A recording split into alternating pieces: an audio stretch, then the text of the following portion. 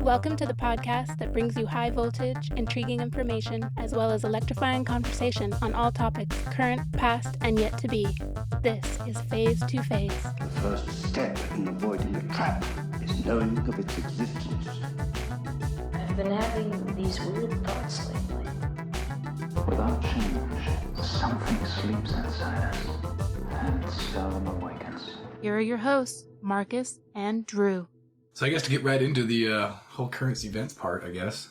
Okay, so around the Reno area where the Tesla Gigafactory is located, and there's a bunch of other companies, The outskirts, if you will. Yeah, they're doing business out there. It's a big industrial complex. There is a guy he's one of the bigwigs behind the blockchain technology. And for those of you who aren't familiar with blockchain... What is blockchain, Marcus?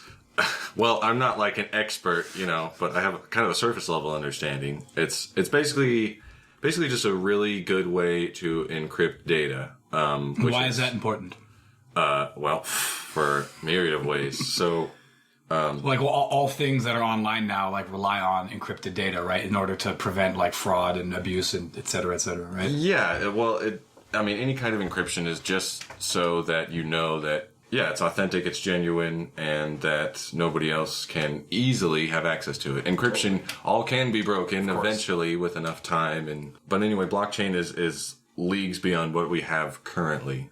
But it's what's behind a lot of cryptocurrencies that are So you use it basically for everything, right? Currency. You can use it for any exchange of digital information. That doesn't necessarily just have to be money. It could be So this billionaire dude... So he bought a whole buttload of land. I forget the acreage, but supposedly it's bigger than the city of Reno itself. Yeah, it's gargantuan. Yeah. Ridiculous. And so he says he wants to power the whole city on blockchain technology, which is crazy ambitious. When you say power the city, you mean be the essential purpose of the city, not necessarily power design. Right. So initially, when I read this, I thought it was just about just running the entire town on cryptocurrency. You're paying your bills with that. That's what you get paid in when you go to work and that sort of thing. But it's not necessarily just that. It's you go to the grocery store or you're voting. Yeah, voting. Yeah, totally. Voting, perfect example. So, but what's interesting is it's just a crazy thing that there's so many things that I personally don't understand, and I'm not sure have actually been figured out because it's still under I believe it's Story County. I can't remember if it's Story or Lyon. Yes, it's right next to it. But it still exists as a city of that county, so it would still be abiding by those rules, I would think. Right, but you can't just be an autonomous little piece of land like the fucking Vatican, just chilling in the center of making up all your own crazy ass rules. It's gonna be wild country all over again. There you go. No, we don't need another one. But digital no, but bunch of tech nerds. It sounds really promising because one of the great things about it is it takes the authority and the power away from big corporations and big banks. It decentralizes it and it puts it into the hands of the everyday. Absolutely, which is kind of what blockchain is all about. So with this technology, you could hypothetically have a direct democracy, even though that would be almost impossible for a country like the U.S. just because of the sheer number of people. Right. But now with this technology, hypothetically, it could totally be done, right? Sure. That's sort of the end goal. Yeah. It's kind of like when you're I'm sick of my iPhone. I don't want Apple having all this information on me. I'm going to switch to Google. And you're like, well, how realistic is that kind of a thing? Well, no, it's not just that, but it's you're trading your master. You know what I mean? I see what you're getting at now. In theory, it's one of those things. It's it doesn't sound that scary until that thing blows up and becomes super powerful. Totally. But any alternative is great. Totally. Totally. And people need to be definitely thinking about new alternatives because as I'm sure anybody could agree, especially if people listening to this, is that the system that we have now is super in need of adjustment. Yeah. To say the least. But the other thing that comes to my mind, and there's a million ways this thing could go. It's not even, they haven't even broke ground yet. Right. The land is bought. Yeah, he's surveying it right now, I think. Yeah, right? And the county approved it. That's basically where it's at this current moment. Yeah. But, slowly moving. But, another thing that comes to mind to me is the whole company store thing.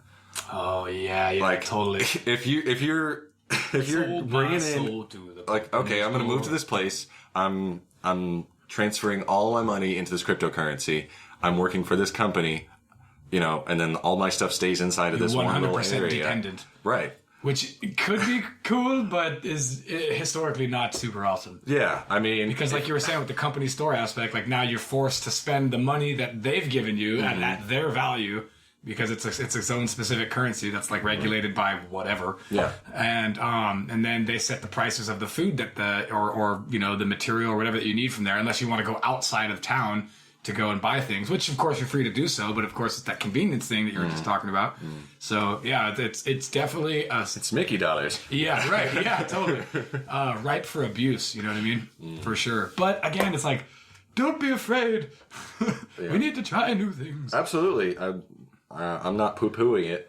It's just, you know, that's where my mind goes. Totally, of course. And frankly, just because when somebody drops a bomb that big on like, hey, I'm buying 200,000 acres of land and I'm going to have this like experimental city.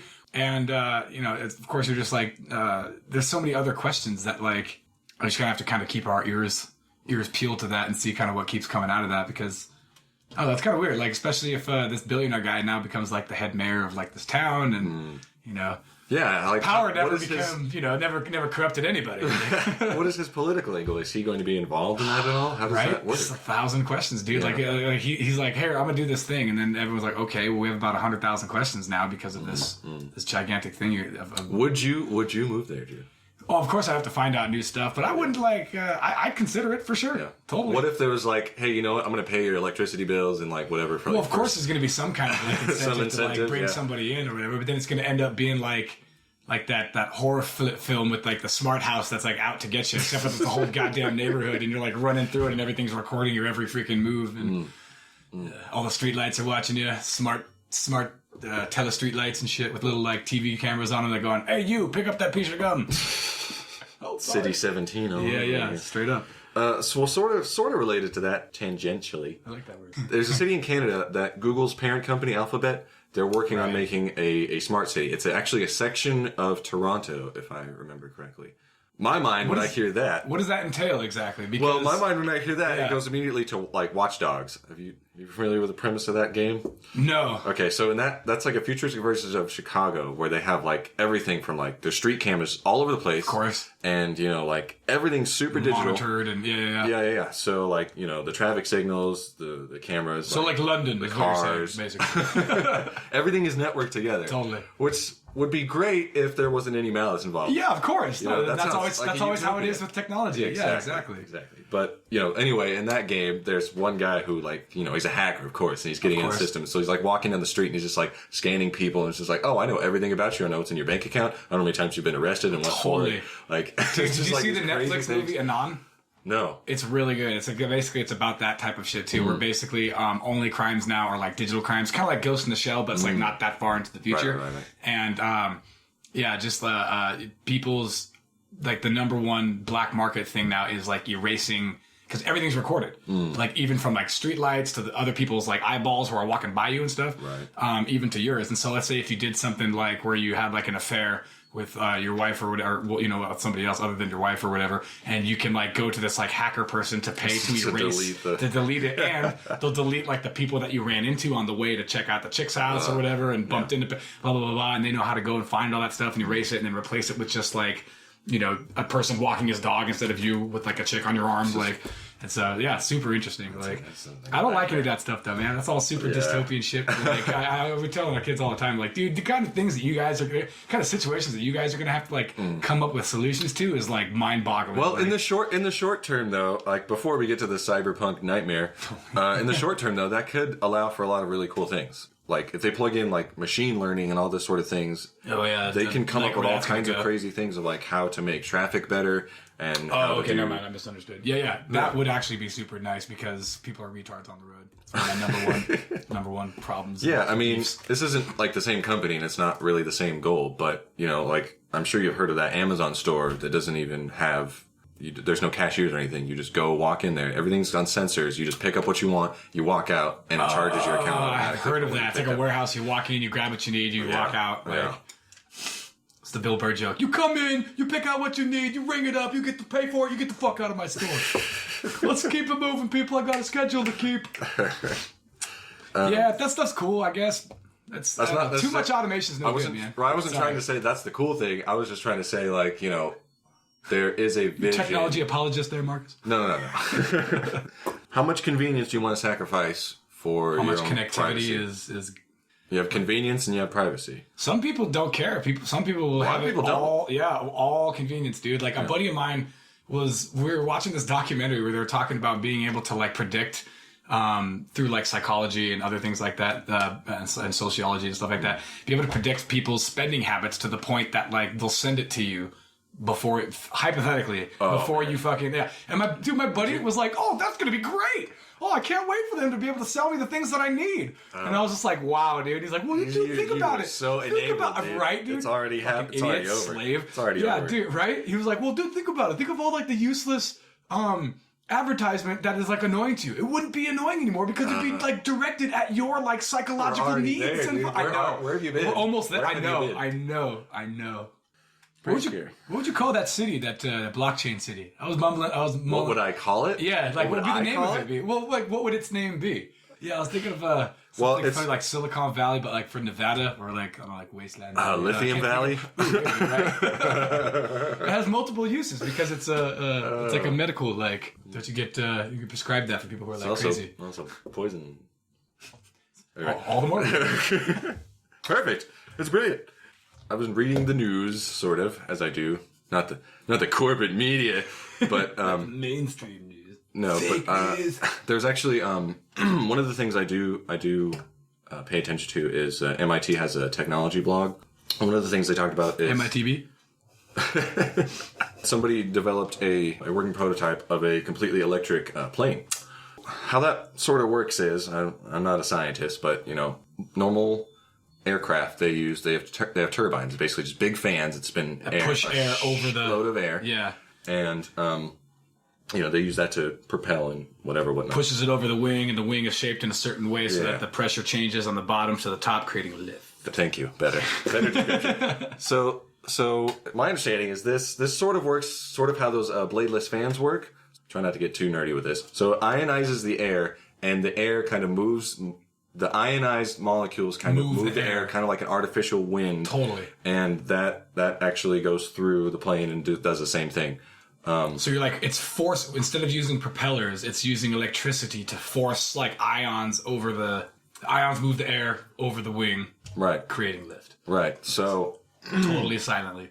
Right. Yeah, that's the other thing is it can be a lot quieter. Now, the big problem is kind of a big problem with most electric things these days is that we need a better, storage capacity, better battery. That's one of the big problems. The other problem is, at its current prototype stage, it can only lift things that are very, very light. Yeah, the thing's like 5 pounds, right? Yeah, it's super, super lightweight. But they're not necessarily saying, at least in their lifetime, they're not envisioning it necessarily taking over traditional jet engines. But they say maybe it can be used in conjunction with it. To help, just to help get it off the ground, so to speak. Help fuel efficiency. Totally. And to make things help push it along. Yeah, and maybe just to help things a little bit quieter, or like it could even be like a sort of a redundancy thing, like an emergency, like if your engines cut all, fail, and then you have this tiny little thing that kind of helps, kind of push you, glides you. Yeah. And it can even be used for like amateur things too, because if gliding is like a really popular pastime, and dude, those planes don't weigh anything, dude. They're like fiberglass. They're nothing. Yeah. And dude, if you could put some kind of freaking generator on there that puts out, what is that, like 40,000 volts or whatever the hell you have to do now to do that, it wouldn't take much, man, to keep you going, really, especially with like the thermals and all the other crap that helps you keep going anyway. Right. The natural stuff. And dude, that needs to be a long time coming. We talked about a similar thing in our last podcast when we were talking about how the ridiculous inefficiencies of petroleum fuel. Yeah. And good God, if we could find some way to fundamentally change that whole industry into something just even a little more efficient would be fucking ideal. You know what I mean? The sooner we do that, the better. And all these bitter cleaner people and I hate that term, by the way, but all those people that are like you were saying, that are like, hey, my stocks are dropping because you guys are changing up your business trajectory or whatever. Shareholders. Yeah, right? You bastards. Because, hey, we're used to doing it this way, and now you guys are trying to like become a new company in the future, and I don't have vision, so that makes me angry, and I'm old. But yeah, dude, let's hope that would be coming, because that would be awesome, dude. Like, even just to quiet down the planes, holy god, like dude, people like live in those air. Like the landing lanes or whatever of like airports and stuff, where like the city usually has to pay to like put in like triple pane windows and all that shit because it's so loud, dude. The noise pollution is ridiculous. Yeah. But then we're gonna have freaking silent drones fucking chasing after everybody. That's the other thing. Anything that makes drones more dangerous, dude, is I'm not for it. So my political platform will be on the anti-drone That agenda. is true. Drones, if you've ever seen one, been around one, they are freaking loud because they have to move a lot of air. Totally. And even those don't weigh that much. No, totally. Yeah, they're light too, but they're still, like you said, just... Yeah, it's like the Prius, like the silent killer. Like they had to add noise to it because it was too quiet. Yeah, it was like totally. It was like stealthily like running into people. I've seen that in real life too. That thing is motherfuckers like old ladies and shit. You do not hear it like unless there's like something on the ground, like it's rolling over rocks or something. Dude, good call. Yeah. Before you know, like you'll be crossing the street, you'll just know you'll just be looking up at the sky and be like, wait a minute, what just happened? Like a skateboard is louder than one of those things. Totally. If it's just creeping. Word. It's a great drive-by vehicle. That's right. Totally. Equip the silencers. Put on the 40,000 volts. Today we're going to be talking about operations or projects. Ooh. Yeah, and the scope is just strictly military or any kind of government operations? So there's a bunch of different kinds. There's like black ops, there's counterterrorism things, there's surveillance and espionage ones, there's psyops, which is a good term. You know what? Let's start with a definition of terms. Okay. That way get everybody on the same page, and we can kind of wade through all this and that everybody kind of understands what's going on. Good. So first one I want to talk about is black op. Okay. That's that super socially relevant and like recognizable term. They've made a whole bunch of video games about it that are like first-person shooters. Activision again, right? Yep. Sure bastards. And basically, all that is a covert military or political operation that may employ measures not generally authorized. So it just basically means it's illegal as fuck. Yeah. Or immoral as all hell too. So another term I wanted to bring to people's attention or whatever is the term false flag. Mark, have you heard of this? Yeah, we didn't go over that. I know, surprisingly, right? No, totally. I don't think we did or whatever, or at least definitely not in the terms of this specific one. But it's super prevalent to many a conspiracy. Basically, a false flag is just a covert op that's designed to deceive, and it's used to create the appearance of like a particular party or group. Or a nation, I guess, being responsible for some like activity, right? Disguising the real source of the people responsible. Yeah. And I guess it has its origins from back in the pirate days, where like you would draw an enemy close to your vessel under a different flag, and then fucking hoist. That's how you identify yourself from a distance. Exactly. Yep. And then freaking spring the trap on them. Yep. So. But in order to achieve these these operations that are totally covert or whatever, you got to find some way to pay for them, right? And you can't just go to Congress and be like, "Hey, we're doing this illegal ass thing. Can we have some money to continue to do that?" Right. So they have to raise something called a black budget, which is, as you may have guessed, just a government budget that is allocated for classified and other secret operations of the nation, account expenses related to the military research and covert ops. And they're always classified under the means of security, quote unquote. That was actually good that you said that, because I was going to ask, are these things usually, do they stay classified? Do they partially declassified? I feel like most things do stay classified, and the things that we do see were just seen because they messed up. Well, they messed up. They fucked up somewhere, and it leaked, or they got to give us something. Yes, they have to acquiesce some way. Be like, oh, all right, give them this. Like it's like the corporate PR apology. Oh, basically, we're sorry. Sorry. Well, it was much like what we were talking about in the last podcast. Exactly. Yeah. That's exactly what I was going to say. It's like, shit, we got busted. Fuck that guy. Just throw him under there or whatever. I didn't like the way he was looking at my wife at the last cocktail party. Fuck that guy. He was on LSD, but screw that guy. Yeah, right, totally. He was looking in 3 different directions. Yeah, right. Somehow. No excuses. He's looking at all of our girls. I did this for all of us. You'll thank me later. Not a true patriot. See? They don't make them like that anymore. And then the last term that I want to talk about is called a psychological operation, or a psyop for short, which is just operations to convey selected information and indicators to audiences to influence their emotions, motives, and objective reasoning, and ultimately their behavior and how they feel about governments, organizations, groups, individuals. Basically, it's to get you to think something that is not necessarily. You know, to divert your attention away from whatever it is that they don't want you to.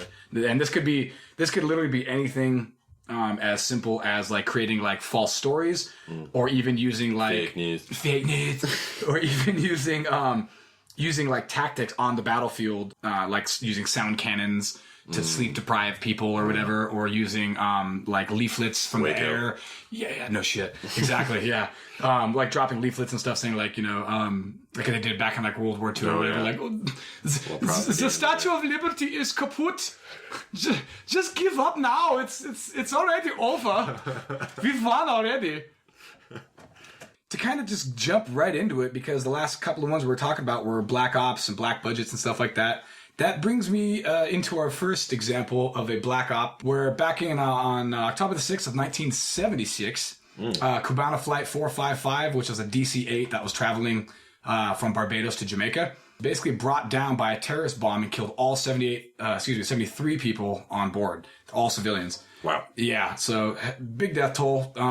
Several CIA-linked anti-Castro Cuban exiles, which, you know, anti-Castro Cubans, yeah, there seemed to be like the bad guy of the like the boogeyman of the 60s and 70s of the CIA. Yeah, it's periods like Osama bin Laden. You're just like, it's this guy. Yep.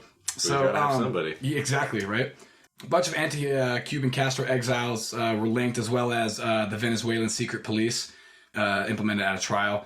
And, of course, political complications were further strained when Cuba accused the United States government of being an accomplice to the attack. And, of course, it was officially denied. But, however, back in 2005, the CIA released some documents indicating that the agency had, quote, concrete advanced intel as early as June of 76, which was 6 months before, on plans by Cuban exile terrorist group to bomb a Cuban airliner, end quote. So this, sorry to interrupt. No, please. This is before Family Jewels.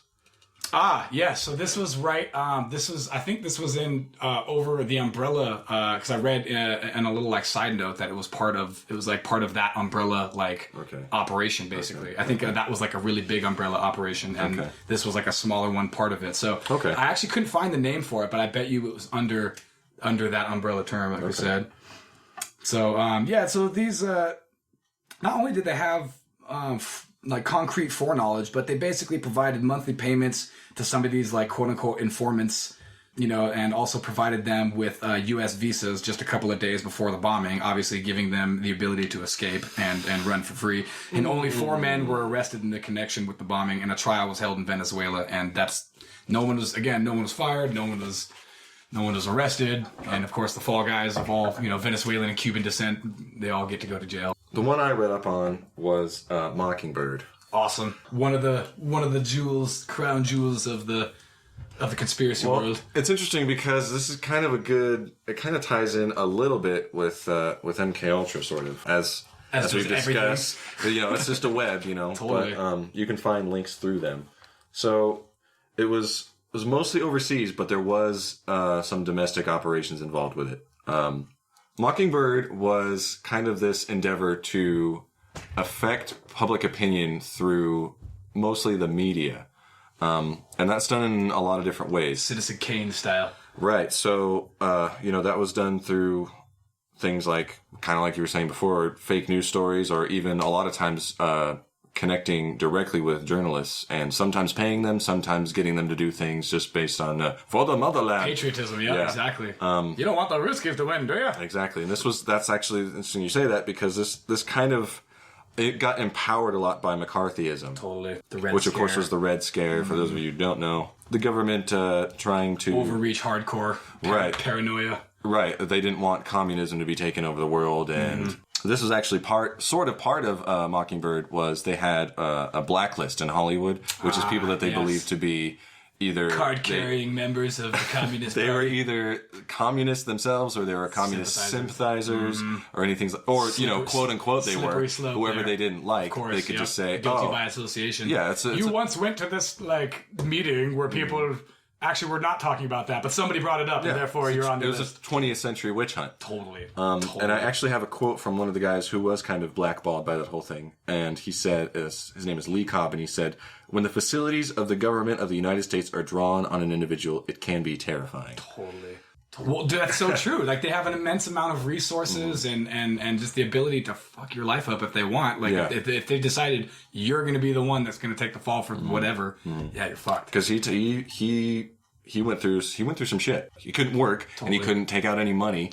You know, and his wife got institutionalized and just the whole life was done to this guy. Life ruined. Yeah, I mean, what are you going to do at that point if the government wants you, they're going to get you. So, hey man, if you got to break a couple of patriotic omelets in order to break a couple of patriotic eggs in order to make a freaking red, white, and blue omelet, then fucking hey, dude. Like, but what's interesting about the domestic side, because what, you know, these things were done for various reasons. You know, if there was like certain regimes that they didn't like, or happens all the time. You know. They want to be sympathetic. They want maybe the the rebel group inside this country that's an enemy to us. We're sympathetic to them because if they were in power, they would do the things that we would want them to do domestically and stuff. So yeah, that doesn't still happen. Never. That doesn't happen in the Middle East. Or in South America, or South America, Pacific, or Asia. But what's interesting is the things that were done domestically. They got all these companies, all these big names like Time, the Associated Press, ABC, NBC, Newsweek, CBS, Reuters, the New York Times. Totally. Total lockdown, basically. If you think about it, this is, again, like you were saying, this is before like mainstream media. This is before internet shit, or not before mainstream media, but before alternative media. Yeah, and people still had big trust in these companies. Yeah. Names and faces like Dan Rather and all those guys, like, we're bringing you the evening news. You didn't trust me. But this wasn't done. They weren't like coerced into this or forced into this. They just went straight to the management. Management was like, yeah, of course. Totally. Yeah. Totally. Ugh. What time period did this take place in, Marcus? Well, Mockingbird was, well, like I said, it was kind of birthed out of McCarthyism in the 50s. Totally, yeah. It started in the 50s and it just drew out, well, probably till today. Well, it's much like MK Ultra. They probably stopped doing that specific program and then they moved into a different... So they can say that it's over. Exactly. Yeah. Don't worry, everybody. Everything's fine. It's over now. Well, what's interesting is... if you're familiar with the Watergate scandal, there's a guy named Carl Bernstein. Yeah. And he actually did a really big expose in Rolling Stone, of all places. Yeah, he wrote that article entitled The CIA and the Media. Yeah. 1977. And if you're interested in this, he breaks it down hardcore. Talking about Alan Dulles overseeing all the agencies. Yeah. Alan Dulles, of course, was the ex-CIA director who was also OSS member or founder or one of those. Right. One of those guys. The precursors. Yeah. I also found this interesting quote in the Church Committee, which we touched on in MK Ultra. Awesome. Because the Church Committee, for those of you who don't know or didn't listen to the first episode, shame on you. For shame. There was a Senate Intelligence Committee, and it was headed by a guy named Senator named Frank Church, and they led investigations into the CIA's meddling in all kinds of super illegal stuff. But anyway, they said about Mockingbird and its affiliated programs and such as they said, the committee finds two reasons for concern. The first is the potential inherent in covert media operations for manipulating or incidentally misleading the American public. The second is the damage to the credibility and independence of a free press, which may be caused by covert relationships with the U.S. journalists and media organizations. Now that hasn't happened. We definitely haven't lost any trust in our news media outlets for any possible reason. Not that they've lied to us for these last 30, 40 years, totally to our faces. No big deal. Yeah, freaking at that same church committee, freaking William Kobe, the director of the CIA from 73 to 76, then testified saying that that the agency owned, quote, everyone of any significance in the media, end quote. Which to me is holy shit, dude. What more deeper of a quote can you get from a dude who was running the whole operation? You know what I mean? Everyone of any significance, not just we have a lockdown on 1 or 2 or 3. No, we got it all. Yeah. We got it all, dude. And to think that hasn't changed over these last couple of decades, I think is foolish. And alternative media is great, super needed.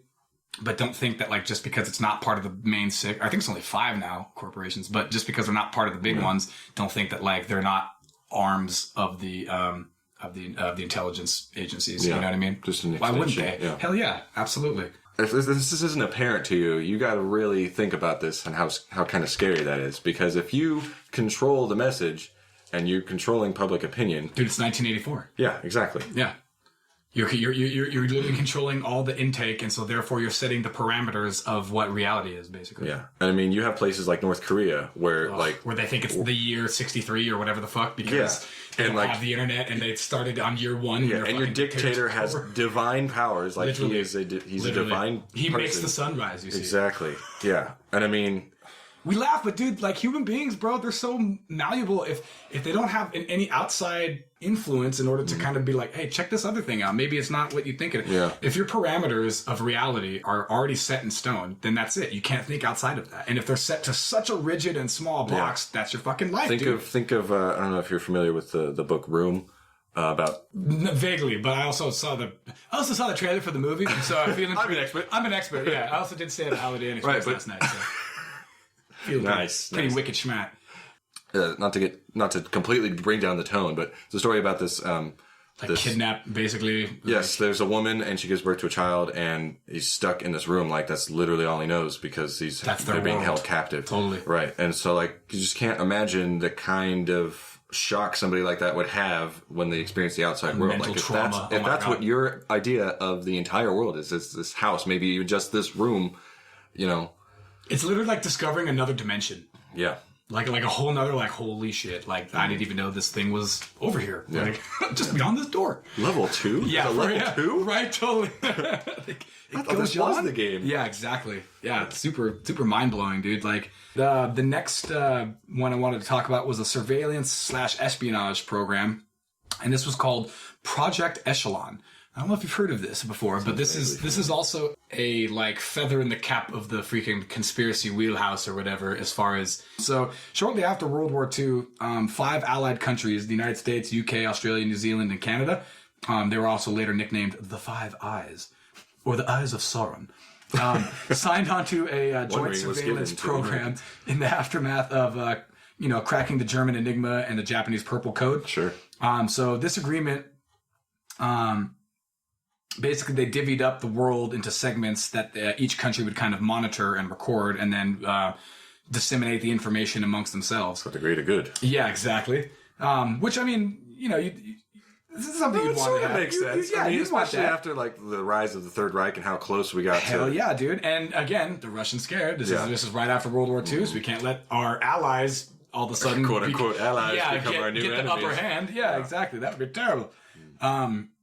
So this included basically all signals received from electronic communication, including but not limited to, of course, like radio, radar, telemetry, and basically literally any type of conceivable broadcasted signal. Like literally anything that can be broadcasted, this thing will just scoop up. This is like a worldwide dragnet system. The NSA, basically. Yeah, dude, but like worldwide. Yeah. And it was officially named like P-14 or some stupid, but it was later gave the nickname Echelon in the 90s. So this program was long thought to be just like another tinfoil hat conspiracy because it was thought just at the time to be considered just too monumental of a task to be able to record all of that data and actually disseminate it, because that's the other thing. Not only do you have to scoop it up, you got to be like, people didn't think it was possible because of the monumental task needed until revelations came out about the program's algorithmic capabilities. So, namely, it was the ability for it to intercept billions of satellite communications and to kind of like scan through them for like keywords and like red flagged information points. Data mining, yeah? Yeah, data mining, yeah. Totally. And so, again, like people didn't think this was possible because we were still stuck in the mindset of like, oh, so there's this like gigantic warehouse with hundreds of thousands of people sitting at desks listening to phone calls and recording in a notebook like what so and so said. Like, no, dumbass. Like obviously that's fucking impossible. Like, but basically it was a worldwide version of the thing that we have in Salt Lake City, the NSA building that disseminates like all America's fucking digital information. So we didn't figure that out until the Snowden revelations, and it basically gave credence to a whistleblower from years before, a dude named Duncan Campbell, who's been saying this since like 1988, basically being laughed at until freaking all these revelations came to. If you guys want to know anything more about this, I highly recommend checking out a dude named William Benny, or Bill Benny, who was the former technical director of the NSA. This was the dude who created a project called Thin Thread, which is an algorithm that would basically not reveal the identity of the persons in question. Yeah, okay. And so when enough of the red flags are raised, you're allowed to get like a subpoena or a warrant to like look in more, and then you'll find out who the person's identity is, and da-da-da-da. So this would hide people's information, thereby complying with the Constitution. Wait. So this was post-Patriot Act? This is just before. This is before? Because this sounds like something they would have enacted for this. So check this out. So the government instead didn't go for William Benny's program that basically kept everybody's fucking identity. Oh. They went with this other one called Trailblazer. Oh, okay. Which was basically a fucking bulldozer, dude, that just like, instead of like using a surgical tool to find information, it was just like, fuck it, collect it all. You don't need subtlety. No, totally. And who cares about hiding the names and identities of these people? Because, hey, man, if you don't have anything to fucking hide, then what are you afraid of, right? Yeah. And so consequently, this all happened like months or maybe like a year just before 9/11. And so William Benny has been the loudest voice on saying, like, if you fuckers listen to me beforehand, we could have disseminated the information. Nobody's identity would be needlessly released. Yeah. And the quote unquote terrorists, who totally aren't working for the CIA, would have been caught and freaking wouldn't, have carried out their dastardly deeds. So, But again, it was because of convenience, dude. They wanted to be able to pull up all these people's like information and stuff like that. It was more valuable to them to not follow, the rules of, the certain Bill of Rights, Fourth Amendment, Fifth Amendment, all that stuff. Well, it's just like, let's create the Geneva Conventions and then, and then not follow those immediately rules. Violate. Yeah. Like the MK Ultra thing where they like basically set like the rules and like 2 years later they're like, Okay. This one is a PSYOP / recovery retrieval operation. This one takes place in the 70s again, 1974. It was a simpler time, a better time, a groovier time. It's called Project Azorian. It's a cool name. And so this is the CIA's attempt to recover valuable cryptographic information from a nuclear submarine, a sunken nuclear Soviet submarine named the K-129 from the Pacific floor. Okay, yeah. Mm-hmm. So the K-129 back in 1968 suffered an accident and sunk to the bottom of the floor, and the Soviet government apparently were unsuccessful in their search attempts and like gave up. Which then led the way for the U.S. to start a search of its own using the acoustic data that it got from the acoustic sound array with sites that they have fucking polka dotted all over the Pacific, which is like a Cold War anti-submarine detection grid, straight all over like the Pacific, and I'm sure every fucking ocean, to be brutally honest, to detect submarines. And they use this grid system to somehow locate this submarine to within like a nautical mile. Like they fucking pinpointed it directly. So this ambitious and clandestine plan that was thought up by members of Nixon's administration, such as of course, certain key players, super good dudes, such as Henry Kissinger, which was the national security advisor at the time. Which, if you guys don't know who that is, do a look on him. He's like the proto Karl Rove of his time. This dude was involved in concocting the cover story. That basically, the cover story was this: the eccentric shipping billionaire Howard Hughes was basically going to build this massive ship that mines the sea floor. So for like valuable minerals and resources and stuff like that, and metals and whatnot. Sure. When in actuality, the ship was basically like a gargantuan research vessel with like the world's largest underwater crane. So it would basically release this crane that looked like little like mechanical spider arms to like literally scoop up the wreckage of this fucking nuclear submarine and then lift it off of the seafloor into this like massive like tanker that's been converted to like a mobile research facility, and therefore gain valuable freaking knowledge over the Soviets again in the Cold War, in order to fight the Russians. This was cool because it spawned a whole new industry because of Howard Hughes' competitors were hearing that this crazy eccentric asshole is building this massive freaking ocean floor mining vessel. All his competitors and stuff basically created started moving and creating ships of their own. You know what I mean? They're like, dude, if this guy, we got to get in on that. Like, and not knowing that this whole project was totally horseshit, dude. Yeah, complete nonsense, dude.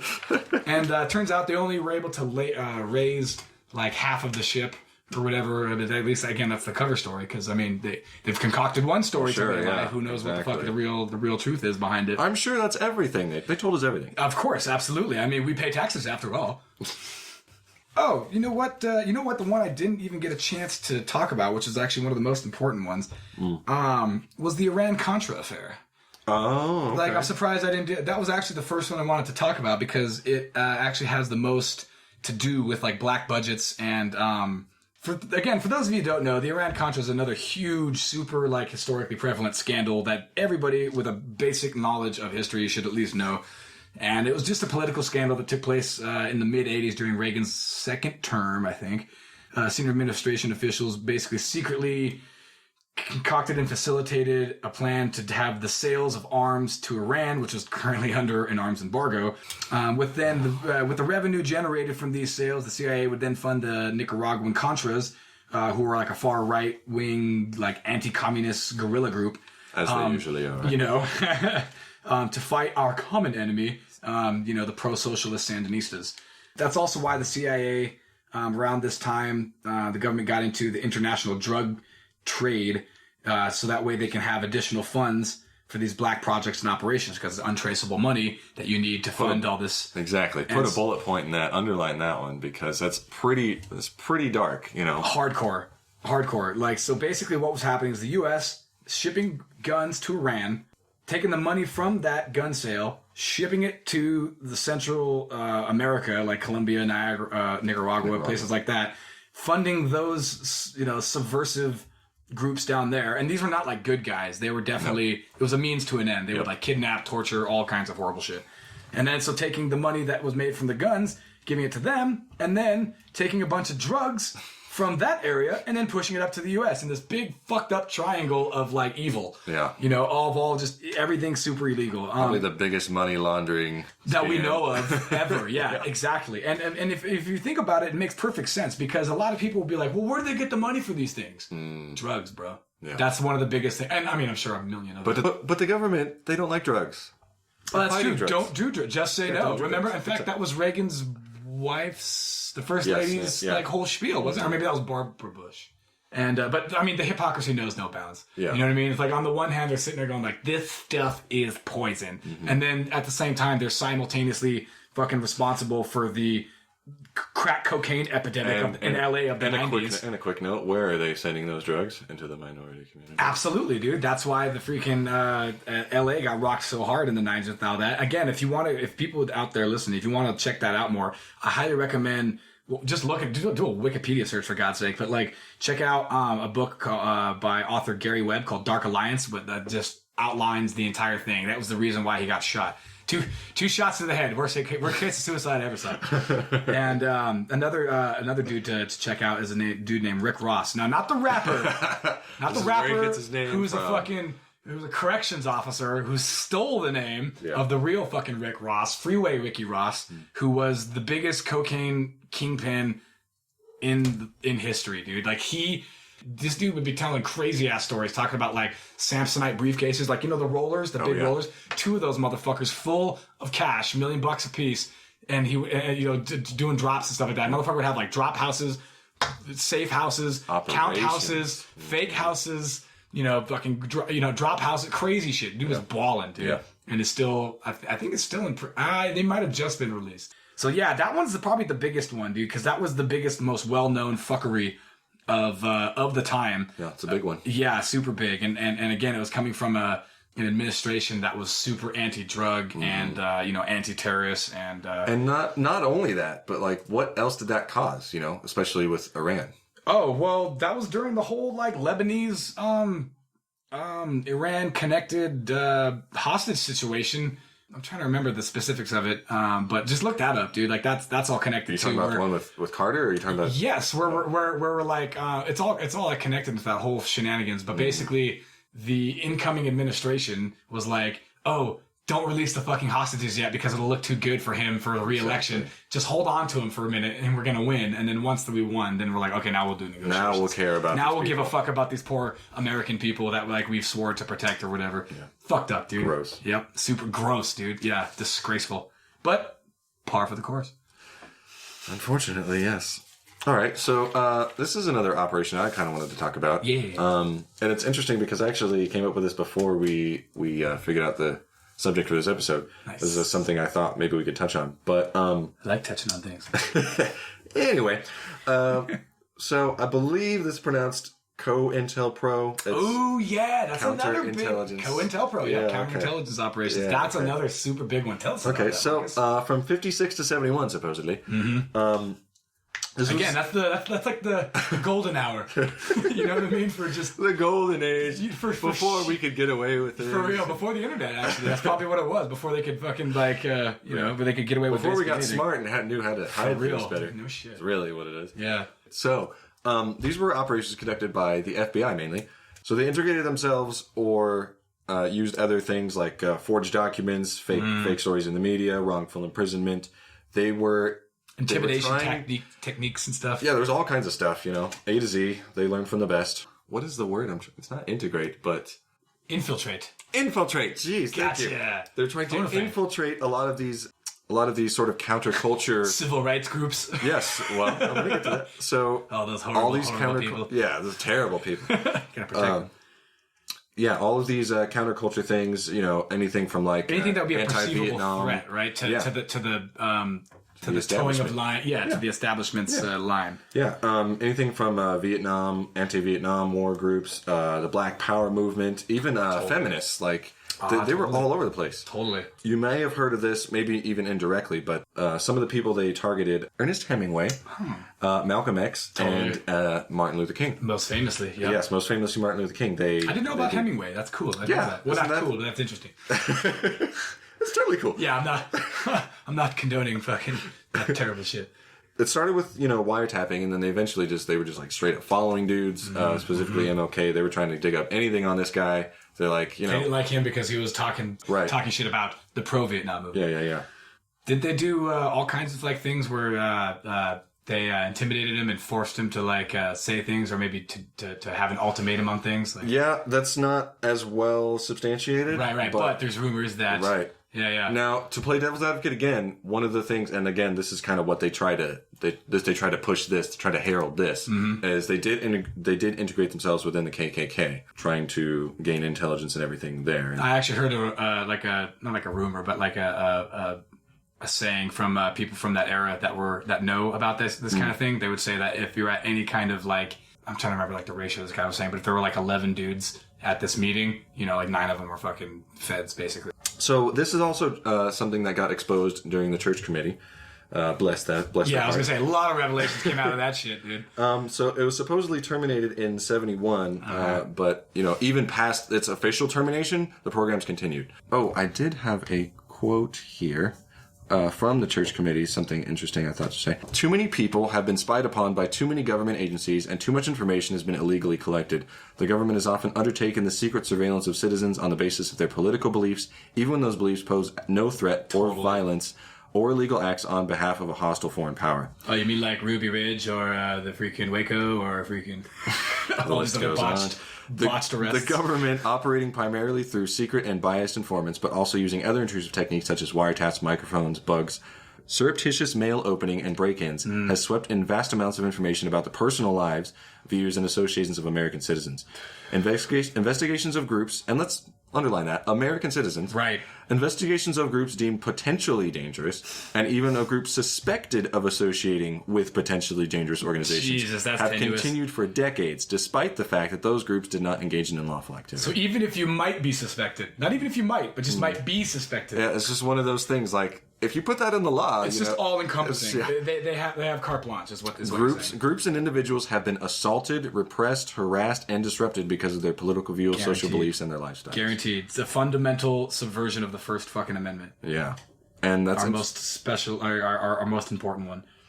Yeah, dude, you'd be a fool to think that type of shit doesn't continue. You know what I mean? Like, well, of course it does. It's interesting that you say that, because people have also sort of linked this to the Black Lives Matter movement. They're kind of doing the same thing. In what regard?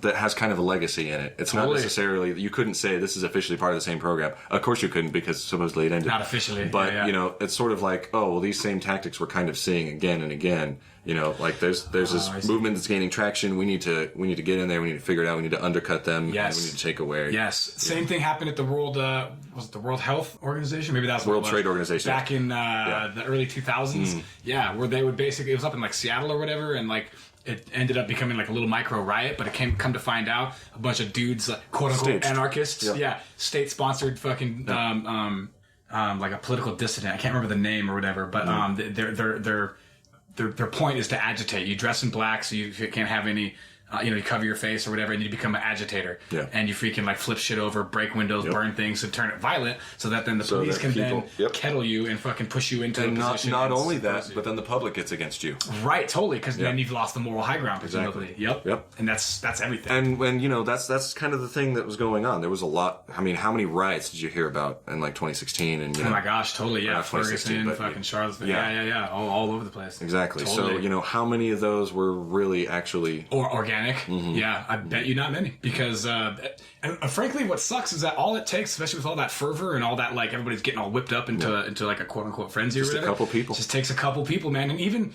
what we're talking about before, it only takes 2 or 3, and then those people will gather more, and then now you're fucked. Right? You just get somebody who's charismatic enough, who's good at riling people up. Yep, totally. And especially if he's had training on that sort of thing. Yeah, guaranteed. You know? And they have. They absolutely have. Oh yeah. And not only that, there's also sort of an even looser connection that would be less documented, and probably less people would care about or notice it. But during the Occupy Wall Street movement, right? Because that was another big thing, and you know that was gaining traction. That got co-opted super quick, exactly, guaranteed. And dude. So, how do you disassemble that? You go in there and you confuse people. You change the message. You change what you're fighting for. You integrate people that are like, you know, that start getting violent or start saying weird things. Yeah, you splinter and fraction them. Absolutely. Yeah. Yep. Divide and conquer. Yeah. That's the most basic. That's what, what was, it's not Zola.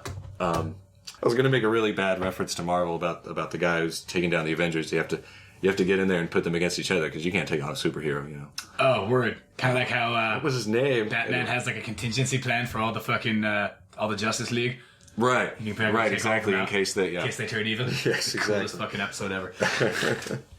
Pretty much. That was a good one. Yeah. That one is another like chapter, like a hugely important and influential program that, like you said, the legacy. I absolutely 100% believe still continues. Because why wouldn't they? Yeah. So think about that next time you want to organize a bunch of people. For real, dude. Taking down straight the fuck up, dude. Yeah. Absolutely. Just remember that like all it takes is 1 out of 10 crazy motherfuckers to be like, let's do this one super insanely crazy thing, and now your whole group is fucked. Yeah.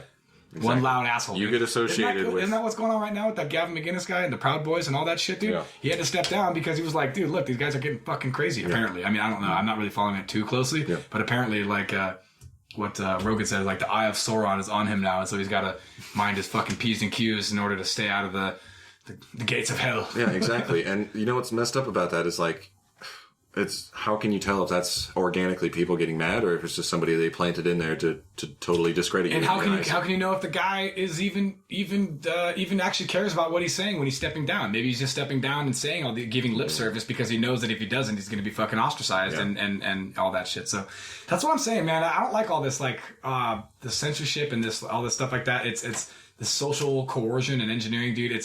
You need to let people say and do relatively what they want so we know who the crazy fucking idiots are, dude. Yeah.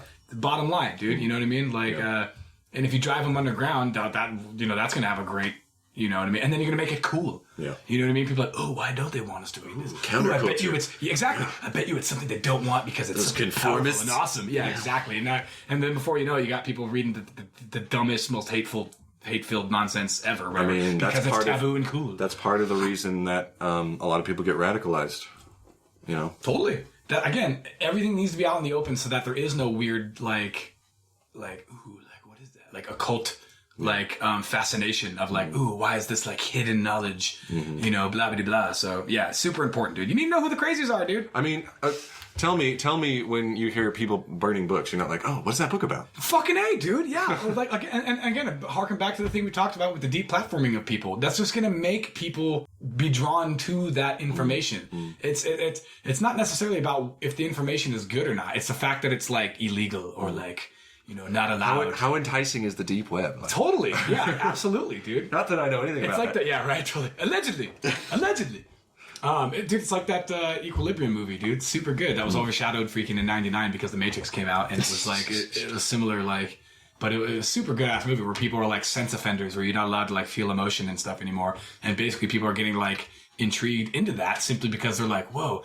If I don't take this like emotion suppressing drug that everybody in society is supposed to take, which is what we built like our entire society around, maybe like, you know, maybe there's something to that. Maybe, and so people are starting to like hoard like artwork and shit because like it gives you like a feeling as yeah. And now people are like, oh wow, what is that like? Like cool. Like, and then you've like you said, you are selling me on this movie. I am all over that. It's a great movie. I gotta watch that. It has samurai stuff. I've guns. heard of it. Christian Bale's in it. Fucking super good. Going off on the same program, you know, it definitely does still exist today. Guaranteed. Because you have, especially now with the internet, you know, where people think they have anonymity. It's easier now. Yeah, exactly. Like that same anonymity that you think is protecting you is the same reason that they can infiltrate you so much easier. Exactly. Yeah. And they don't even have to be a human fucking being, dude. They could have bots with these stupid little like programs attacking you all the time just to try to get you to be like, you know, like, oh, maybe I shouldn't do this. Look at all these comments. Yeah. All these comments are hey man, you suck. That thing you said the other day was fucking lame and blah, blah, blah. And they start reading all these things thinking that this is like a accurate account of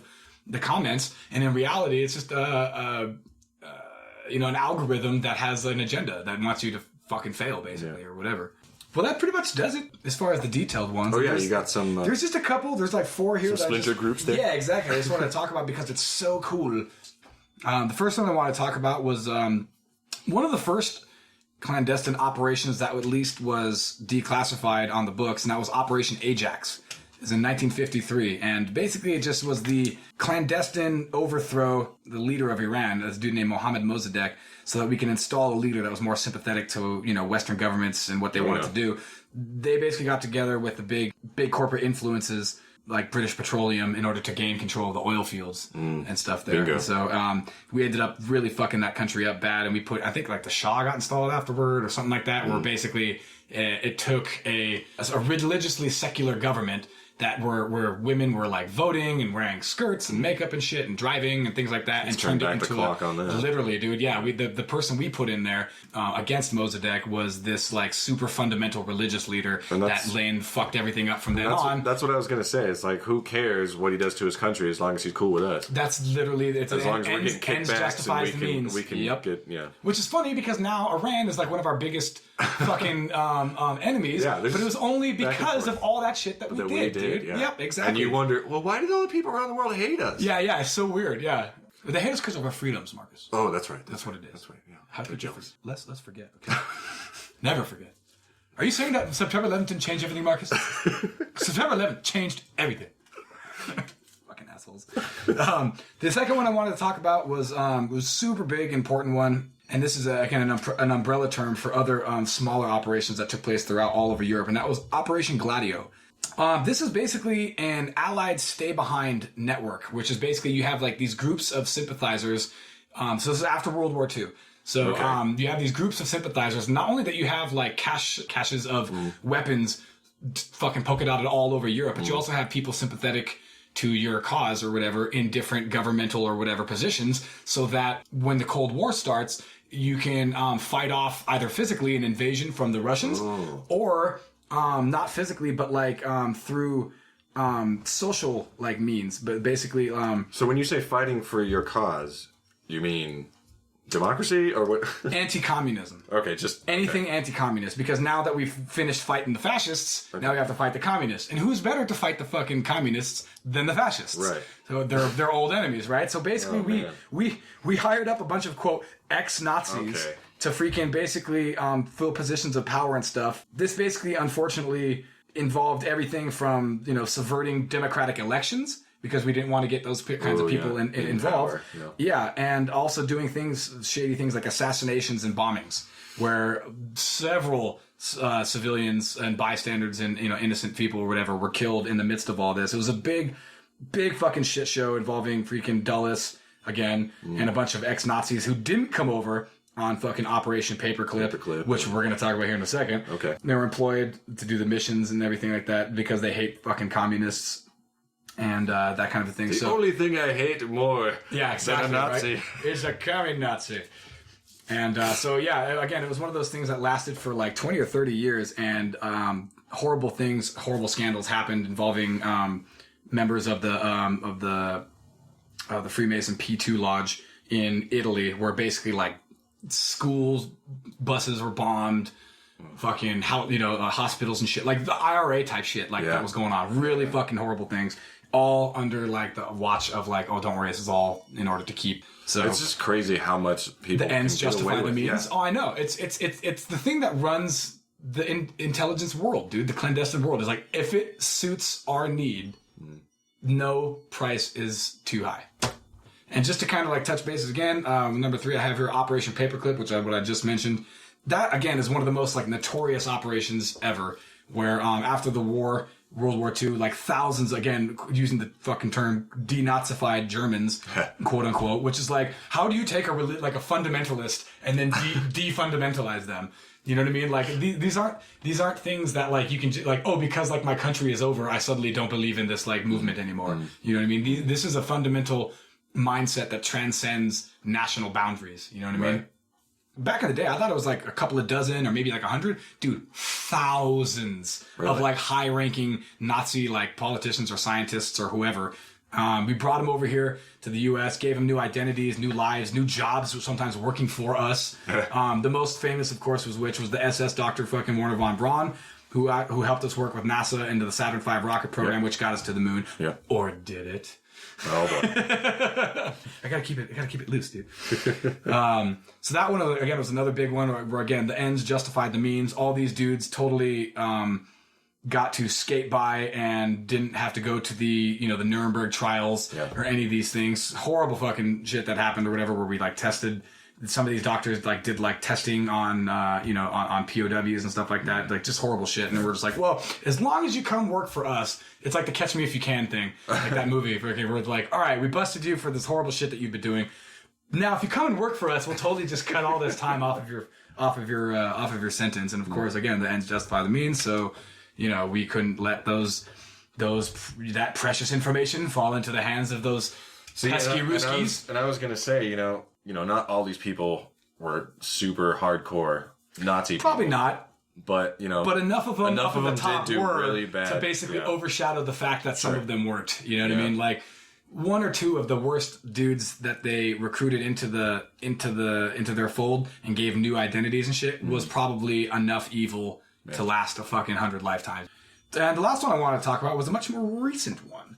This was Operation Fast and Furious. Have you heard about this? Have you seen it? It's a movie with Vin Diesel, right? Yeah, exactly. The bald guy who drives the Charger and Tokyo drifts through the streets of Tokyo and somehow wins against a tiny little race rocket. That's it.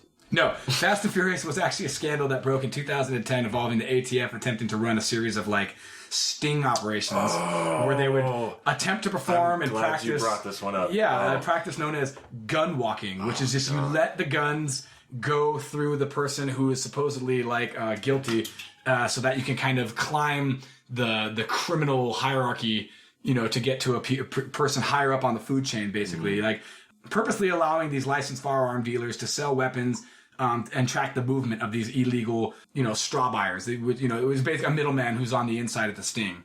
These guns basically ended up in the hands of like criminals and drug dealers, and it was used in crimes on both sides of the border, which is fucked because Mexico, like then, like now, is just in fucking shambles, dude. They need help, dude. And so there's something that facilitated more chaos on that side of the border on purpose is just like, just throwing fuel into that fire. Absolutely, dude. It's just a absolute disgrace. And so the scandal broke basically when it was revealed that Border Patrol agent Brian Terry was murdered by one of these guns. That was basically what was the straw that broke the conspiracy back, Campbell back.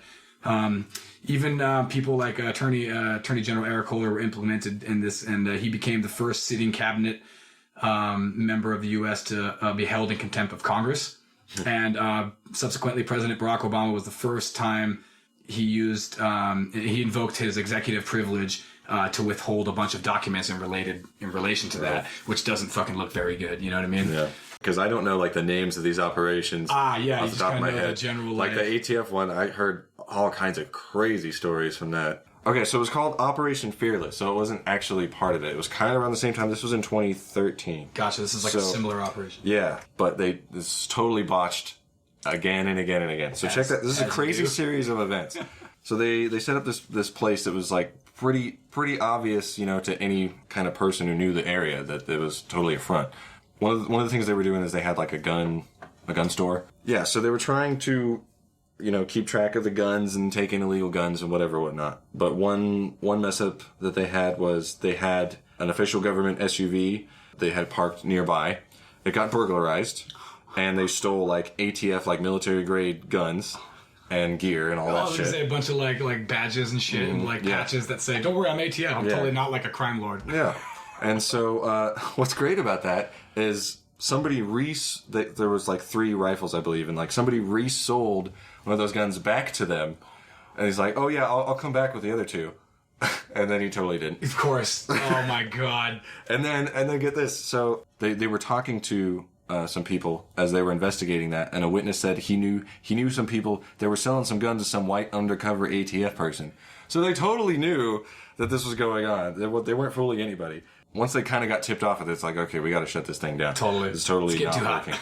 So even after they shut it down, they left a bunch of stuff in there, knowing that people knew that this was an ATF thing. It got burglarized. They stole more shit, more military. Is this all like in Mexico or like? This was in, I believe, Minnesota. Oh my god, Jesus. Yeah, they got burglarized. They stole, ATF property, and then I guess apparently even after that, the landlord found their like operational documents inside of there.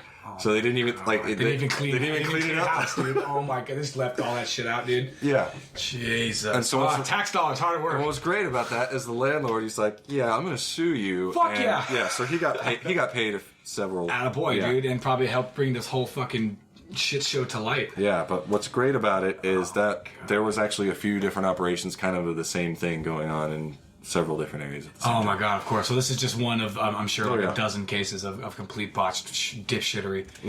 Oh my god. So dude. It's sort of related. No. That's why it's good. Operation. That's why it's good. That's why I don't fucking trust. If there's a budget and like money to be had or whatever, I don't trust these bureaucratic douchebags to be able to like efficiently and effectively fucking divvy it out like in the right way. Yeah. Jesus Christ, dude.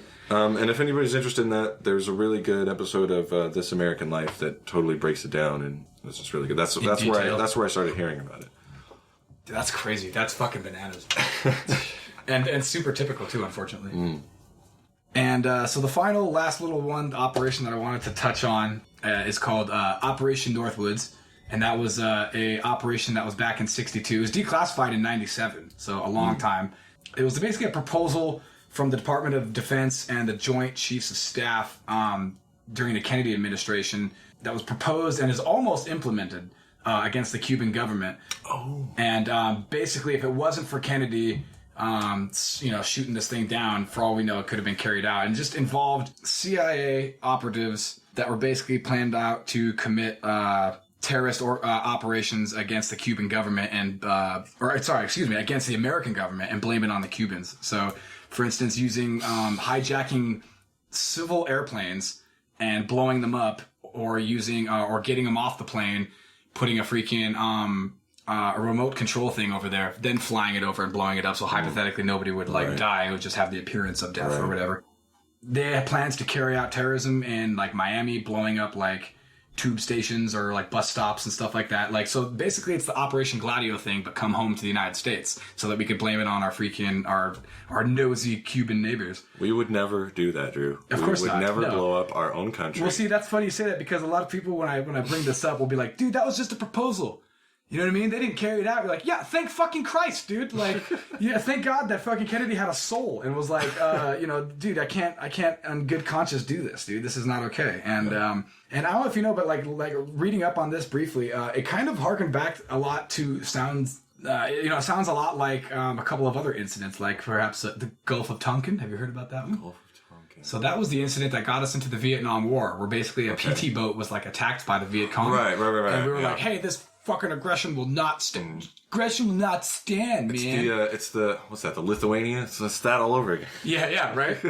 This was fucking McNamara's proposal to be like, hey, look, let's say that this horrible thing happened where they sank a PT boat or whatever and killed a bunch of like Marines or sailors or whatever, so we can whip up fervor for against the enemy. Well, it never fucking happened, and a lot of people didn't find that shit out until way later. Big proponents of it, like Jesse Ventura and shit, were like, super pissed that they went and fought for their freaking country and a bunch of their buddies died all over a literal lie. Yeah. Or like what happened with I can't imagine. With the same thing with like weapons of mass destruction and yellow cake uranium and all that horse shit about like, dude, they have it, dude. Trust me, they have it. Yeah, man, hijacking planes and blaming it on other people or whatever. That sounds like another thing that happened that maybe we'll discuss later on down in the on the conspiracy road. I was just going to say, if you don't, I know it's cliche, but if you don't pay attention to these things and you don't learn them, then they're literally doing it again. No, exactly. They're just going to change the name and change the mission to kind of fit the times. Yeah. We have a new enemy now. So for real, bro. Exactly. Yep, totally. And I hate that thing where you say like, you learn history or you're damned to repeat it. Yeah. History repeats itself anyway. You just need to be aware of what the fuck is happening and not fall under the exact same stupid pretenses. Yeah, exactly. Don't be one of the lemmings. Yeah, exactly. And again, like I said, like the number one thing that drives me nuts is when people are like, dude, they wouldn't do this or wouldn't do that. And it's like, you just don't know. And I hate to say that because I sound kind of up my own ass when I'm like, bro, you still fucking know, okay? If you just knew what I knew, if you just took a half a semester at fucking college like I just did, bro, your eyes would be open, man, and you just, be reading fucking Chomsky and fucking Howard Zinn and you just would realize, man. No, but for real, like, human beings are fucked up. And just because you... Not all the time, obviously, but like just because you hold a position of power doesn't mean that you're like moral. Far fucking from it, unfortunately. Like, yeah, I believe it was Abraham Lincoln. He said, "If you really want to test a man's character, give him power." Word, dude. Totally, that's absolutely true. Because then you're going to see exactly what they're going to do with it. Because if they have no leash or whatever, then they have. There's no repercussion for anything. You're really going to see what people will do because why not? You know what I mean? It's like the God complex kind of. It's like, well, what difference does it make if I'm the one fucking calling the shots? Like, so that about wraps it up, man, for the operations talk. I think the lesson that we could take from this one is basically the lesson that we took from the last podcast where we discussed MK Ultra and all the fuckery that was going on there, and that's that. Not only would they not do that to you, they have. And they fucking will again. Yeah. Exactly, dude. Educate yourself. Straight up, dude. And it's really... Dude, this shit's really interesting in my opinion. It's not like it's like the homework that you're like, oh, I gotta learn about this. Dude, to me, that's like super fascinating to be like, holy shit, this crazy shit happened? Yeah. Holy fuck, man, what else? What other things are they doing? Yeah. Like, because now it's been 20 or 30 years or whatever. So you think the plan just stopped? Fuck no, dude. When the technology got better. When it became easier to do so, we just stopped doing it? So like I said, I think about that wraps that up. Do you have anything else you want to bring to the table there, Marcus? Mixmaster Marcus?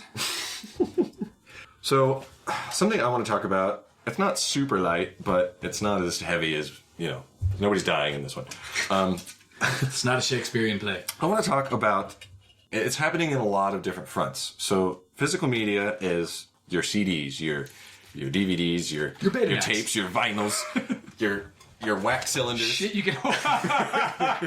Awesome. Shit you can hold in your hand. Yes, that you own. It's your copy. You can send it. You can let your friend borrow it. You can wear it. You can do whatever the fuck you want to it, basically. Yeah. Within reason. Right. So, in music, in movies even, in video games. And why is that dying? Like, what do you mean dying? Well, convenience. Basically, like you were saying earlier, convenience. It's so like the physical copies are physically disappearing from the market. Well, yeah, because for a lot of people, especially and those who are lucky enough to live with a high-speed internet, it's easier most of the time. And disposable income. Yeah, it's easier to just stream something or download it. I mean, you don't have to wait for. You don't have to go to the store. you don't have to interact with people. Yeah. You don't have to mine the resources necessary to create the plastic or whatever to make the fucking disc or whatever. True. It's true. You're cutting out a lot of middlemen. True. I can see it. Yes. And the other thing is, from the company's perspective, they also get more of a cut that way generally. They have a greater overhead, right? Because they don't have to give the stores a cut. They don't have to print the discs. Cutting out the middleman. Exactly. Yeah. Which is in a way that's good. I could see the positives in that. It's not completely bad. Hypothetically, you could bring that product now to your consumer for a cheaper rate. Even though they're not You could. Even though they're not doing that. They're just eating the profit going, isn't that fucking delicious? More, please. Yeah, for sure. Thank you. I'd like some more. Yeah, so convenience factor, and it's just that thing, if you vote with your wallet, then that's where the creators are going to spend their money and create better platforms for that sort of thing to enable that. Speaking of the death of physical media, there's a great example of a remaster of the old Spyro games coming out right now, and so there's a Spyro the Dragon, yeah. Not a big uproar, but for certain people it's an uproar that only the first, if I understand it correctly, only the first game is actually on the disc, and the other two games that are included in this trilogy, you have to download them. Oh, the first one's free, huh?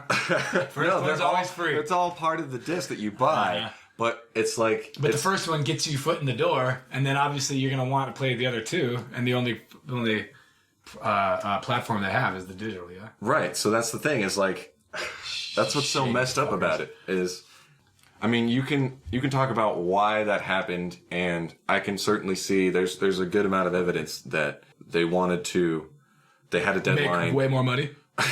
Sorry. Well, that's the problem is I understand the situation, but then I look back and I see that it's Activision, and Activision just has a really bad history of trying to squeeze every penny out of their customers that they can. Really? Destiny. They have a whole bunch of hits, dude. A lot of hits. That's why I'm wondering why. That's the problem. That's why. It's because they're so popular that they're like, fuck it, you'll pay for this. Fuck you. Or whatever. Fuck Here's the messed up thing, though. So if you're like, okay, screw it, I'm just going to get the digital version because I don't want to deal with this sort of thing, or like, what's the point? Then you're feeding the beast. Right, and then they can say, oh, well, people aren't buying discs anyway, so why are we bothering? We're just giving the people what they want. Exactly. Just feeds into this whole cycle. Prophecy. Yeah, and it's... Dude, you know how I'm always bitching about people fucking if they complain. Like, dude, vote with your dollars, dude. Vote where you can. Like, boss, if you guys are out on forums and stuff, all these nerds and stuff always complaining about this shit, then complain about it more. Like, and don't try not to give in just because it's convenience. Again, like, dude, convenience is the killer. Yeah. For real. Like, convenience is the and nostalgia. Yes, good call. Yeah, totally. Remember? Convenience is the devil that you have to invite into your home, dude. You know what I mean? The vampire that freaking you have to be like, sure, come on in. Yeah. Hook up all my information up to the cloud. Sure, I'll buy an Amazon Echo. Yeah, literally. Yeah, Put it in my kid's bedroom. Hey Alexa. Yeah, right. Fucking morons, dude. I don't want to turn on my light switches. What is this? 2007? Yeah, right. Hey, with the new up and coming smart system technology used for the entire city, you'll be able to turn off your lights, turn on your stove, turn on your hot tub. For all from the comfort of your own home, car, or turn off your lights. For real, yeah, exactly, dude. But hey, you'll be psyched. Ooh, that's a good slogan. Turn off your lights, turn off your reds. Right? Yeah, just from the power of your phone, you fuckers. You can just sit on your couch and lose all your whole humanity. It's totally fine. Well, another example of that is another popular example is Fallout 76. So that game, that's the new one, right? Right, that's the new one. And what's interesting about that is the day one patch for that game is bigger than the actual game itself. What? My mind exploded. Why? How can a patch be that big? Jesus Christ!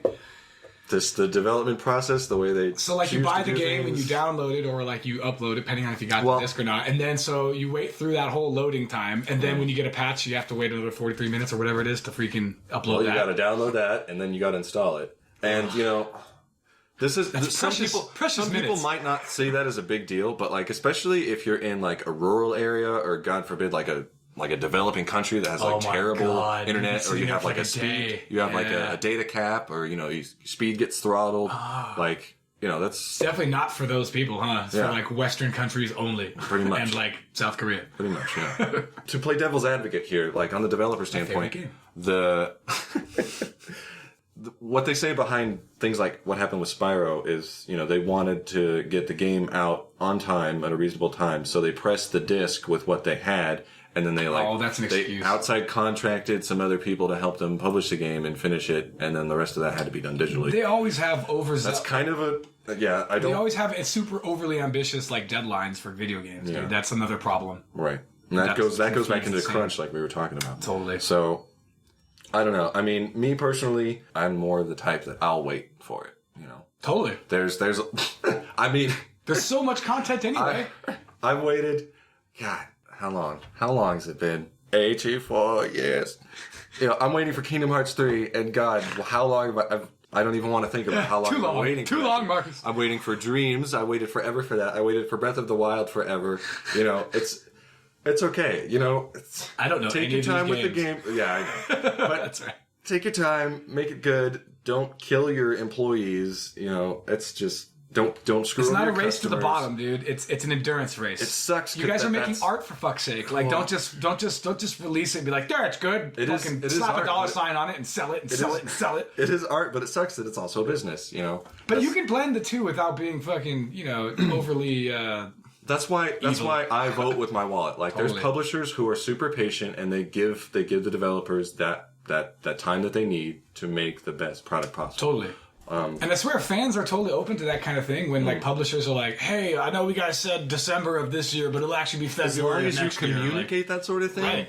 I sort of during the Halo 2 silence is the release, worst thing you could do. Exactly. Well, because then people fill in their own fucking, fill in their own blank spots with all their own subconscious fears and stuff. Yeah. The game's never coming out. Oh my god. Yeah, if you guys are interested in this at all, you need to read Kotaku's breakdown on what happened to the development of Destiny 1. It's a super interesting story. Destiny 1 is the guys who used to do Halo. They did right? Halo, yeah. Yeah, but then they got made a game with fired from Activision fucking and Microsoft or something.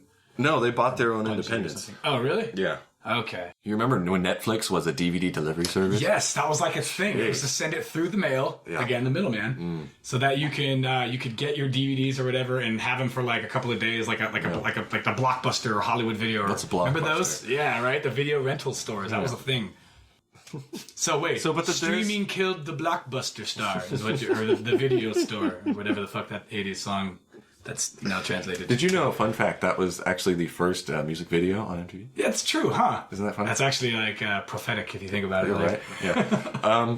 So that's the good part of it, but the bad part of it is, very what happens? Large bad part. Yeah, what happens if your internet cuts out, or you don't happen to live in a place? Now you don't have access to that thing that you purchased. The servers go down. Because that happens. It costs money to keep up servers. Happens all the time. If there's not enough people doing it, why am I paying for keeping the server up? Cut. Boom. Or, your hard drive gets corrupted, or, a million mechanical, technical problems. There's a million variables now, too. Yeah. So you don't have a copy. You don't. Mm-hmm. And that's the other thing. It's not just movies and video games and things like that. It's actually software, too. In general, a lot of companies, thank you, Microsoft, they're not actually giving you a copy of this thing. They're licensing it to you. You're basically renting. That's horseshit. Yes. That's horseshit. Well, hold on. When I say that's horseshit, it's lame if they keep the same conditions. If you're gonna rent it to somebody, then fucking A, dude, make it insanely cheaper. Yeah. Make it way more convenient in 100 other different ways, and have a contingency plan to where if you no longer have access to that, you get your money back or whatever. You know what I mean? But I don't see them doing it. I see what you were saying is that they're just seeing that as another way to eat more profit. Yeah. And I don't like that mentality. I don't like that mentality in any industry where profit is literally just the bottom line. You can't expand forever. You have to have some sort of goal or plan. Unless you're one of the big four. Yeah, but how far can you push that, really? You know what I mean? Ask Jeff Bezos, dude. When will... Yeah, good call. Fucking asshole. Well, I guess this is my point, is where is the breaking point? Because that's what these producers that's what these tech companies and stuff have done, is they've pushed it so far, and because they've gotten zero fucking resistance back, basically, for all intents and purposes, back from the consumer, from us, that they just keep doing it. And so when is the breaking point? When is the economy going to be at a certain level? Because remember, we were talking about before in our first podcast, which is if your economy's good, you can have incompetence fucking top to bottom in your company, and if you have enough money and enough backers, you can afford it. Yeah. people will buy it. Yeah. You know, how long will those perfectly balanced variables last, i.e. the economy and the spending power of the dollar and the consumerism of the people? How long will all those things be fitting so perfectly that these companies can still continue to charge exorbitant fucking fees for their material, you know, the games and shit like that they're giving, especially when they're like having less physical content and their overheads are lower and lower and lower. Yeah. When is it going to be that time when like the average consumer goes, dog, I can't spend $60 on a fucking brand new game that I don't even hold in my fucking hand, by the way. Yeah. Sorry, you can understand how I feel very strongly. We know where Drew stands these on opinions. This. Yeah, totally. No, but I like having the physical product. Me too. Dude. I bought the goddamn thing. Yeah. It's for all intents and purposes, it's mine. Yeah. Now, I mean, I can't go burn it and go sell it. Right. Obviously, there's some things I can't do, but that's understandable. That has to do with what are those laws? Intellectual property. That's the one. Yeah. Thank you. Exactly. Yeah, no, I get that, but I'm with you. I like having the thing in my hands. There's something freedom. About the sensation it's freedom, of unwrapping it's it. Control. It's yours. It's yours. yours. Like you get a piece of it. Yes, dude. You own that for all time now, and you can't not fucking have that now, dude. As long as I have an Xbox, an original Xbox, I can play fucking Knights of the Old Republic or whatever, like in analog form. Here's a good example. You know, you and I both enjoy video games. For those of you who don't, try to explain this to you in a simple way. You can fast forward through this. So you can just skip through this. There was a very popular demo that came out on the PlayStation 4, and the game got canceled before they actually made it into a full game. But the company just tried to burn every freaking trace of that guy who used to work there who made that game. They took the demo. Yes, they took the demo off the store, so you couldn't actually download it anymore. So like people started selling their hard drives with copies of the demo for like hundreds of dollars. See, that's what I'm saying. You're creating a black market industry from this. There was no way to get this because it wasn't distributed physically. Tell me you don't think that that's not going to happen with like hard copy games and shit that they no longer can get? Well, absolutely that will. Preservation is a mofo, especially with video games, because like, you know, in music, you know, that doesn't really change. I mean, the format changes and then they just like make new devices. But like, if you have a Neo Geo. Yeah, right. And it dies. Totally. Like, you can't buy a new one. No, you're fucked. You can't run that same, that's what's great about PCs. Or with like the shuffle or whatever the Microsoft version of the iPod was. What was that? Zune? The Zune. Yes. Yeah, I totally had one of those back in the day. I did too. Those are gone. Well, my point is, though, that like you can carry that forward, but it's hard to carry forward on games because they're designed for that specific platform. Right. So that was my point. Stop making that platform. Totally. You can't play that game anymore. Yep. Unless it's the key that unlocks the lock. Yeah. Yeah. You know, it makes me sad that it's kind of going away because people are buying into the convenience and everything. And even with movies, I'm going to go on a little mini nerd rant here. Like, so back in the early days of the internet, because they didn't have these high speeds, they had to make files smaller so they could get them to you. So you weren't sitting there forever trying to download a song. Then the quality goes down, right? Right, because the quality goes down because you have to shrink it. That's called compression. Totally. But what's weird is we have since developed much faster internet, but because it's cheaper to store less data, these smaller files, they still downgrade stream. The info, yes, they still have to stream all these low quality stuff. Yeah. Whereas if you get a Blu-ray or a CD, right, you know, you're still getting like the highest quality that you can get. You know, there's that aspect to it too. So it's not only a preservation aspect; it's a quality standpoint too. Totally. And I think ultimately it's a freedom issue. In the sense of like, that's why we care about these things. We like to have control. And that goes hand in hand with the making decisions and having freedom thing. I think it's just, we just have this overarching need and want for the control of the things that we purchase, because the purchasing power is every consumer's, you know, that's all they care about. And so if you undermine that, then obviously you're going to create a huge problem. With you know, different industries and different like black markety things coming up, which is why I'm not too concerned. Because there's with every new shitty like thing that gets created, there's gonna be somebody who's gonna like think of a way to get around that, and whether it's gonna be legal or not is obviously a whole separate issue. Yeah, that's something we could talk about, but another time. Yeah. Yeah. Well, you've wasted a perfectly good 3 hours of your life listening Listening to not us. that long, yeah, but yeah, absolutely. You've strapped yourselves into this journey, and we hope that it's been entertaining and informative. And thank you. Yeah, thank you very much for joining us, and please join us again next time. This is Marcus. And Drew. Signing out. Goodbye. But the answer is in clear view. It's amazing what you'll find face to face. Do you enjoy the show and want to help it grow? Don't hesitate. Like, share, and donate.